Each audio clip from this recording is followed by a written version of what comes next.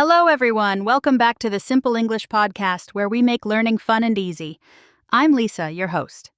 Today, we're diving into a question many of you have asked. Why is it so hard to remember new words? Joining me is Mark, a language expert, and someone who's helped countless people improve their vocabulary. As always, don't forget to check out the free PDF file in the comment section below to get the full transcript and vocabulary for this episode.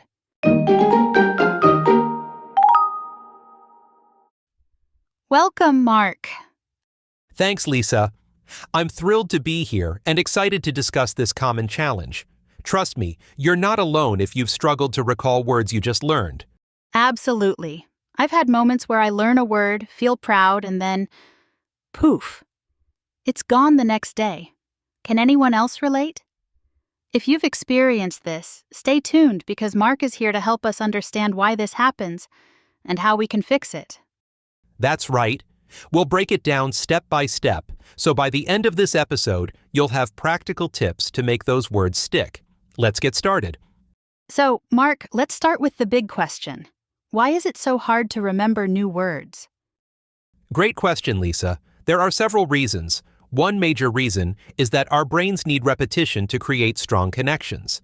If you learn a word once but don't use it again, it's like writing something on sand. The memory fades quickly. That makes sense. So, it's not just about learning the word but actually using it? Exactly. Another reason is context. When we learn words in isolation, like from a list, it's harder for our brains to associate them with anything meaningful.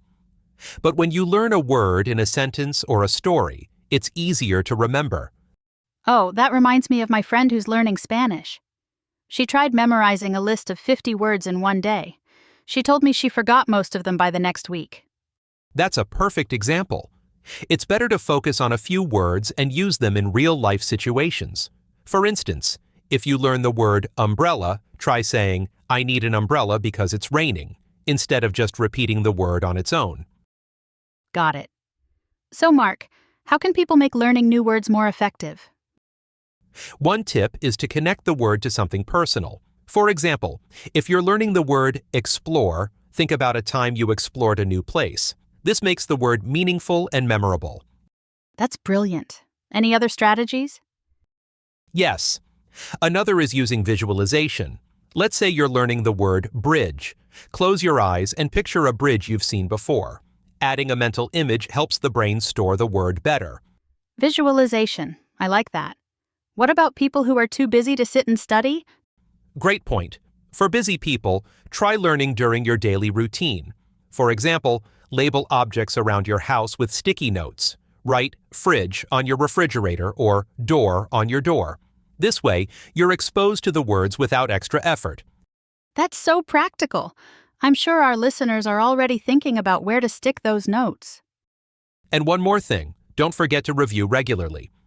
Spaced repetition, where you review words at increasing intervals, is scientifically proven to help you remember better. Wow, Mark, these tips are gold.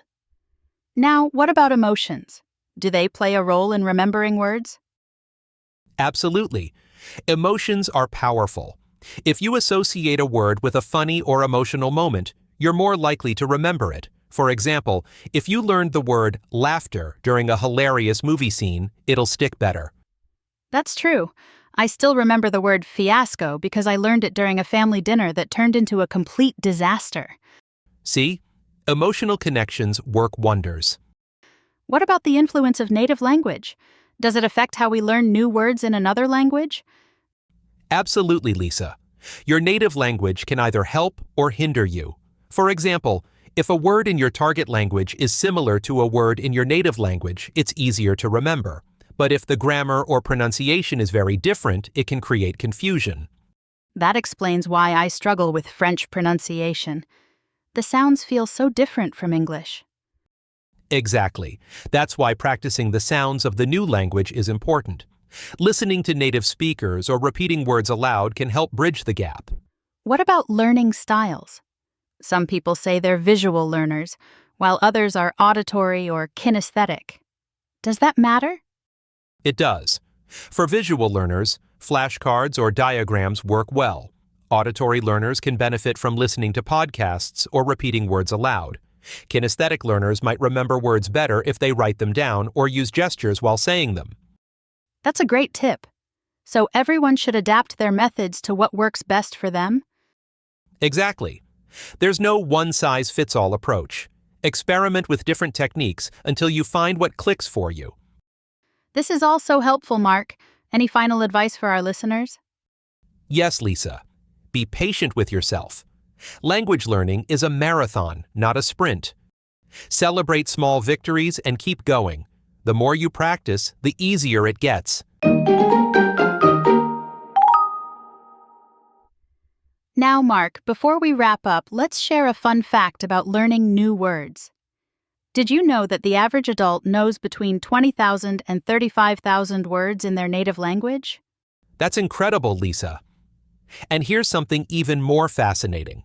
Studies show that children learn up to 10 new words a day during their peak learning years. It's like their brains are word sponges. Wow, that's impressive. It makes me wonder how much more we could learn if we tapped into that childlike curiosity. Absolutely. It's a great reminder to stay curious and keep exploring new words every day. Well, that brings us to the end of today's episode. Mark, thank you so much for sharing your insights and practical tips. I'm sure our listeners are feeling inspired to tackle new words with confidence. Thank you, Lisa. It's been a pleasure. And to everyone listening, remember, with the right techniques and a little patience, you can make learning new words an enjoyable journey. Absolutely. To our listeners, if you found this episode helpful, don't forget to like, share, and subscribe to the Simple English Podcast. Let us know in the comments what words you're learning and how you're making them stick. Until next time, keep learning and stay curious. Bye for now. Bye, everyone. All right, it's time to learn some important vocabulary related to the topic. The first word is repetition. It means the act of doing or saying something again to make it more familiar or effective. Example: regular repetition of new vocabulary helps you remember it better. Next word is context. It means the situation, words, or ideas surrounding something that help give it meaning.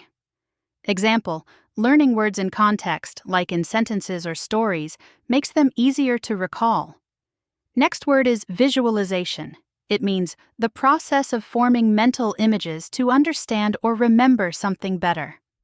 Example: visualization can help you remember the word mountain by picturing a tall peak. Next word is association.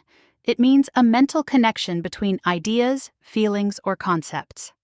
Example: you can use association to link the word umbrella with rainy weather. The last word is retention. It means the ability to keep or hold information in memory. Example: using spaced repetition techniques improves your vocabulary retention.